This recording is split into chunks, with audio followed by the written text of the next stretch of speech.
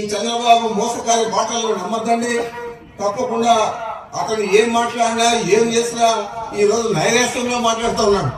అధికారంలోకి రాలేనని దూషణపర్వాన్ని దిగాడు.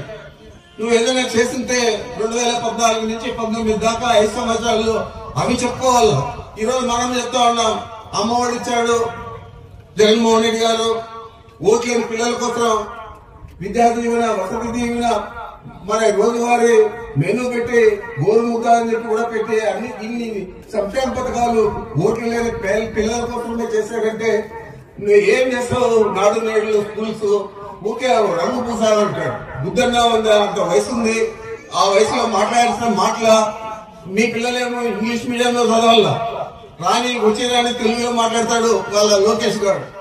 మరి ఈడేమో ఇంగ్లీష్ రాదు, ఏం రాదు, బ్రీఫ్డ్ మీ అని చెప్పిందంతా మీరు టీవీలో చూశాడు.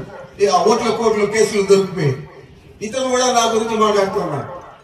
నేను ఒకటే చెప్తున్నాను చంద్రబాబు నాయుడికి, ఈ రాష్ట్రంలో నువ్వు అధికారంలోకి రావు. ఈ జిల్లాలో కుప్పంతో సహా అన్ని స్థానాలు కూడా మేము గెలుస్తాం. నీకు దమ్ముంటే ఎన్నికల్లో పోరాడు. ఈ ఇట్లా చౌకబారు మాటలు మాట్లాడి నిన్ను నువ్వు తగ్గించుకోవద్దు చంద్రబాబు నాయుడు అని బుద్ధి చెప్తా ఉన్నా. నీకు ఇంకా ఎక్కువగా మాట్లాడేవనుకో రాళ్ళ దెబ్బలు తప్పవని కూడా నేను చెప్తా ఉన్నాను.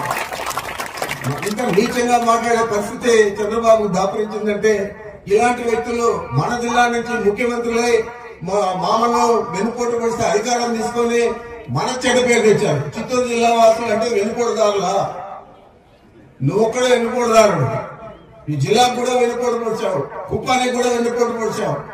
ఈ రోజు అభివృద్ధి కార్యక్రమాలను కుప్పంలో జరుగుతూ ఉన్నాయంటే అది ఒక జగన్మోహన్ రెడ్డి గారి చలువ అని నువ్వు తెలుసుకోవాలని కూడా చంద్రబాబు నాయుడు చెప్తా ఉన్నాను. అంటే మీ అందరికీ మనం చేస్తా ఉన్నా, చంద్రబాబు ఏం చెప్పినా అది చేయడు. ఎన్నికల తర్వాత ముందే మోసపోయి మీరు ఓట్లేసే పరిస్థితి చేస్తే మీ కాలం మీరు నడుపుకున్నట్లయితుంది. తప్పకుండా మనం అభివృద్ధి కావాలన్న సంక్షేమ పథకాలు